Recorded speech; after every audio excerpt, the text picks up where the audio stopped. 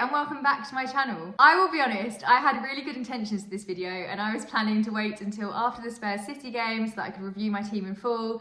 However, I went out for dinner and at dinner it was happy hour and I got very happy, so I am quite tipsy. So if I throw out any stats in this video, don't believe them because I guarantee you I'm probably making them up and lying. But before we get into the video, please do subscribe to my channel if you haven't already. I will be sober in the next video and maybe speak some more sense. I don't know, this may be the video that I speak the most sense. You just don't know the impact that alcohol can have sometimes. But you can also follow me on Twitter, on Instagram, on TikTok. The link is in the description below. Everything is at Yelena FPL. Actually, that's a lie. My Instagram handle is my full name. So look in the description for that.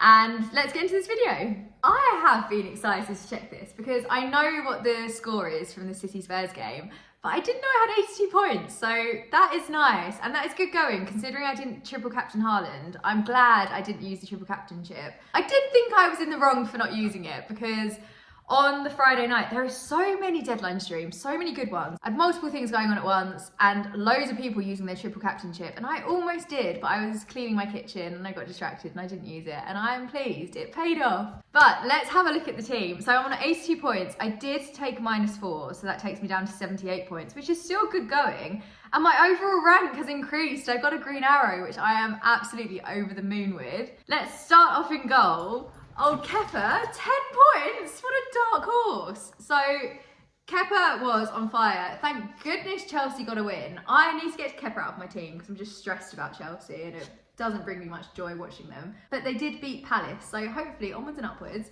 Obviously played the full 90 minutes, kept a clean sheet, and he also picked up 3 bonus points. Kepa picking up bonus points. We love to see it. I'm so happy and I'm really pleased because I wasn't entirely sure whether to bench Kepa and bring in Ward, but as you can see, Ward only got 2 points. So I made the right call there. And I think that actually made a massive difference in my team because we will go into it, but I had quite a few blanks, which isn't great. Coming on to the first blank, Cancelo. Oh, so we have the Pep roulette issue, don't we? It's quite clear that he's not nailed and we're going to have to do something about him. Overall, looking at my team, I 100% want to get rid of Cancelo, Trossard, Nico Williams, potentially De Bruyne. I keep taking De Bruyne out and bringing him back in. It's like an unhealthy relationship.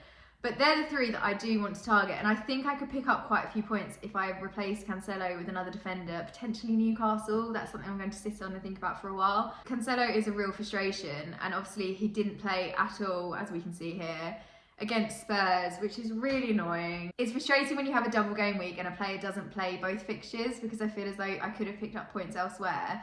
So Cancelo is on the hit list at the moment. I'm planning to transfer him out at some point. Not very impressed with him. But coming on to Trippier, honestly, have I ever said a bad word about him in my videos? He is so incredible. Played against Fulham, kept a clean sheet, picked up the bonus points. This man just hoovers up bonus points. He is like the Henry Hoover of fantasy football. That's the worst comparison I could have ever made. But it's true. Trippier, again, nailed, not going anywhere anytime soon. I also think that Newcastle's upcoming fixtures are appealing. Even against Liverpool, I'm just not that scared of Liverpool. I will put it out there. So I think Newcastle is just so solid and their defence is absolutely incredible. As I mentioned, I am considering bringing in another Newcastle defender, so potentially Botman maybe? I don't know. We will have a think about it in the future.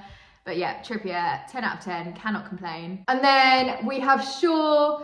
This one was annoying because he played the full 90 minutes, which is great, but they conceded in both games. And the Palace game the other night, we got so unbelievably close to keeping a clean sheet. It is disappointing because the week that I brought Shaw in, he secured that massive 15 points against Bournemouth. So I have got higher expectations for him. But as it stands, and in comparison to other defenders, I think I am quite pleased with Shaw. Again, it's disappointing when you bring in a player and they have a double game week and they don't absolutely maximise the amount of points that they can bring into your team. But we picked up the points elsewhere, so I can't be too bitter about it. And then, coming on to the absolute gem, the jewel of my team, Ben Mee. I love this can. I've also noticed a few more channels actually mentioning Ben Mee, which I'm delighted about because Ben Mee deserves all the praise in the world. He is my favourite FPL asset ever. Brentford won 2-0 against Bournemouth. I did expect it to go that way. I expected Brentford to keep a clean sheet. They have delivered on that, absolutely brilliant. He picked up 1 bonus point too. If I could call the shots, then Ben Mee would have had 3 bonus points, but I don't do things rationally. I just really like Ben Mee. I'd give him 3 points even if he was on the bench. Really, really good news about Ben Mee. Again, he is staying. I think, what are Brentford's upcoming fixtures? Oh, Leeds and Southampton. Okay, I think I'll be playing Ben Mee for the next 2 weeks, which is thrilling. We may have a rocky patch if they do concede some goals, but we will cross that bridge when it comes. And then coming up to the midfield, this is borderline pleasing. So I brought in, so last week my transfers, I ended up replacing Salah with De Bruyne, which paid off because Salah didn't do too well, even though De Bruyne only got 5 points. And then I swapped Martial for Tony, which we will get to shortly. But De Bruyne, so, again, brought him in for a double game week and he didn't play both games. Pep Roulette is annoying. Tricky, I don't want to swear, but frustrating. He did get an assist against Man United, so I can't be too angry. At least it wasn't just minutes played and that was that. At least in that game, he got me 5 points, but then he didn't play against Spurs. Annoying, we won't go into it. City won 4-2, so good on them. Not bitter at all. I wanted triple City because of the double game week, but as we've seen, Cancelo and De Bruyne, they only played a single game anyway, so that was a waste of time. I don't know long term. Haaland, obviously, I just feel like he's in every team. He's absolutely nailed, even though he's not doing as phenomenally as he was. He's still a good player, but what we're used to, it's not quite there. But I don't know, I don't really feel that attached to City assets now. I'm looking more at Arsenal. They're just absolutely on fire, aren't they? De Bruyne is not a massive fire that I need to put out imminently, but he may be brewing. What's the word? Simmering? No. What is it when you like the words? Currently with De Bruyne, we're not at fire potential, but there is a spark, and I don't know if it's a good spark or a bad spark. So we may let it carry on, or we may put it out. I'm not sure. But yeah, De Bruyne, at least it's 5 points. It's fine. He didn't blank entirely, although that is over 2 games, so I would expect more. But we won't. Let's not dwell. Coming on to more positive things, Odegaard, 9 points, thank you very much. Again, played the full 90 minutes. At this point, actually, on my team, I'm just pleased if a player plays, so that's not too much to ask for, is it, from your FPL assets? Scored a goal, kept a clean sheet, and got 1 bonus point, so hats off to you, Odegaard. He has been a delightful addition to my team so far. We brought him in after the World Cup break, and he came in with that massive 13 points. Then has gone down to 2, which is fine. It was a 0-0 game, whatever. And then he's picked me up 9 points. So I'm so happy. And I've noticed again, loads of people transferring in Odegaard. And I feel as though maybe I beat the rush. I got slightly ahead. A lot of teams had him already, but I have noticed more of an influx towards Odegaard. So I'm glad that I secured him when I did. And then we are having a look at Rashford. Again, had the double game week. The Palace game. Did I expect him to score a goal? Yes. I thought I was going to be absolutely flying in the ranks with Rashford with this one. I will let him off because against City, he got me 10 points. He picked up the 3 bonus and he scored a goal, and then obviously again played the full 90 minutes. So that was solid. And then the Palace game just got me the 2 points playing the 90 minutes. But it kind of balances out, it's fine. I am a little bit gutted because if you watch my last video, you'll know that I have my FPL nemesis who had Bruno Fernandes, and I am very jealous. I acted happy for him, but on the inside I was fuming. And I'm annoyed that I didn't have Bruno on my team. Rashford has outscored Bruno in previous weeks, so although FPL nemesis does have both of them, so yeah, but we won't dwell on that. We've got a McDonald's, we're happy. But that is my midfield. And then Haaland. So, triple captainers, show yourselves. How are you feeling? Because I don't think I'd be very happy. Sorry to rub it in, that's really sad. No, I do feel, I can't be serious. I do feel bad. I did mention I was very tempted to use the triple captaincy chip. And when will I use mine in future, I hear you ask? I've got no idea. I haven't planned this out at all. I just didn't feel it was right this weekend. I did think when City played Manchester United that Haaland was going to have something up his sleeve against Spurs. That just just didn't happen. Yes, he scored a goal. Amazing, very good. And I think if this was any other player, if this was Ollie Watkins, I would be celebrating, I'd be really happy. Whereas with Haaland, you just expect him to be churning out goals all the time, don't you? I think we kind of forget that he wasn't born in a laboratory because he was, at the start of the season, just so perfect.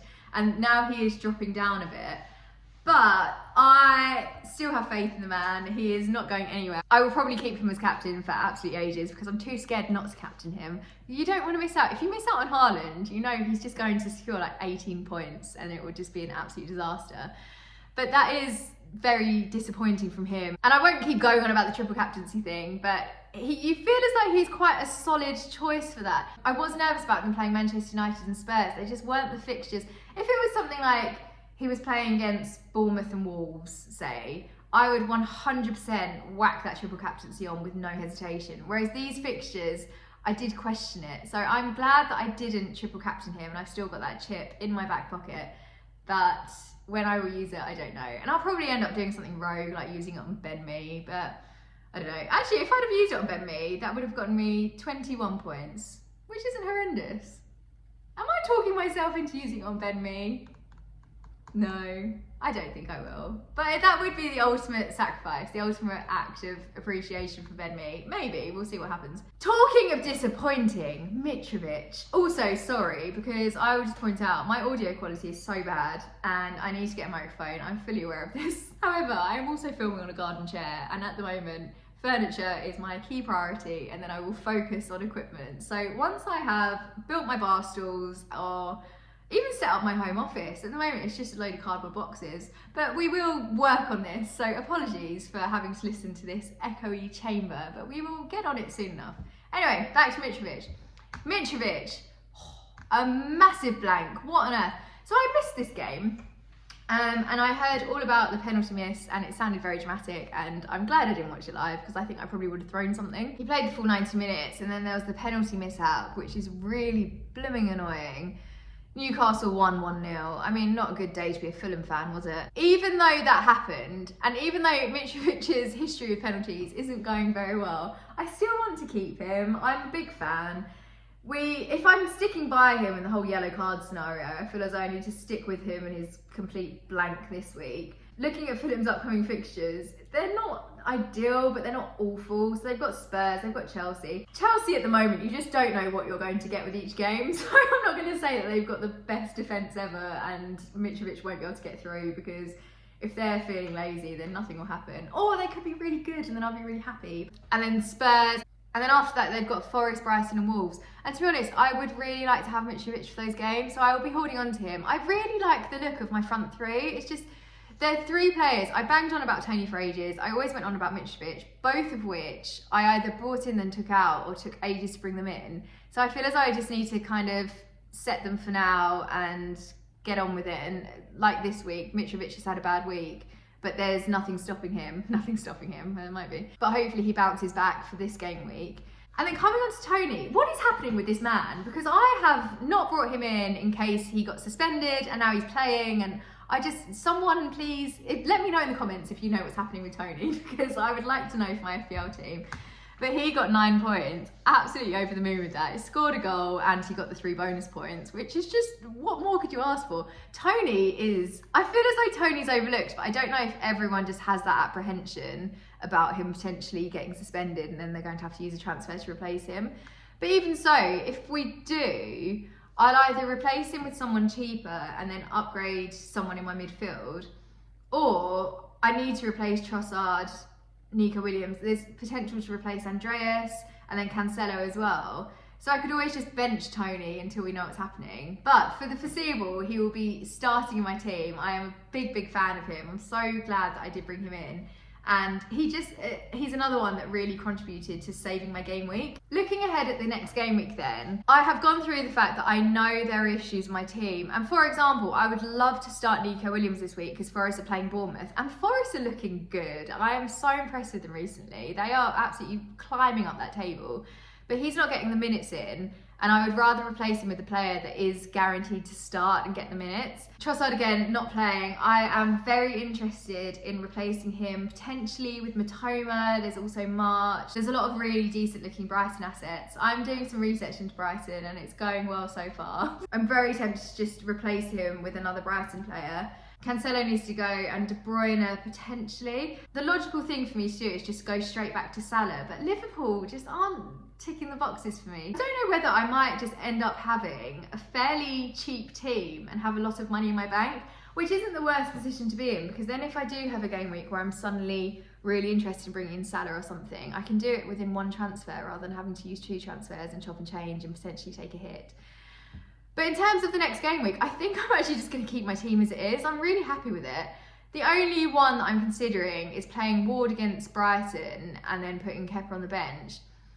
But Liverpool haven't been looking that fabulous. And I know Chelsea aren't doing great, but maybe I should just back my team and have some enthusiasm for them. And then obviously Leicester are playing Brighton, and Brighton are looking really, really good. Last week's game, they absolutely smashed it. I could play Andreas, but I don't know who I'd rather bench instead of having him. So I think I'm just going to keep my team like that and then be relaxed, roll the transfer, play it cool. And especially looking ahead at the potential blank game weeks that are coming up, I think I need to be in a really strong position to have 2 free transfers so that I don't have to take any more hits. Taking a -4 last week, it wasn't bad because it ended up paying off by me bringing in Tony, but my Salah to De Bruyne transfer was annoying because the main reason I did it was because of the double game week, and then De Bruyne didn't even play the second game. And I did say previously that I was against taking any more hits, and then I took one. So this week I'm planning to just not to roll my transfer. Next week we are going to go in with the 2 free transfers and shake up the team a little bit. But do let me know what you think I should do, if I should roll the transfer, if I should use one this week, for example, to replace Cancelo. Because this is the other thing, City are playing Wolves at home, which is a nice looking fixture. But if Cancelo and De Bruyne don't start again, although they didn't start tonight, so hopefully that means they are going to play next week. But you can't get into the mind of Pep, can you? There is no guarantee that my logic will be the same logic as what he uses, so we will see how it goes. But that is how I think I'm going to approach the next game week. So there you have it. Cheers. Why am I holding this? There you have it. That is my plan of action for the next game week. We are rolling the transfer, we're being patient, we are being calm. This team got me through this week. So fingers crossed we will be fine for this week. And then next week we have some fires to put out, which is exciting. And I have my 2 free transfers to play around with.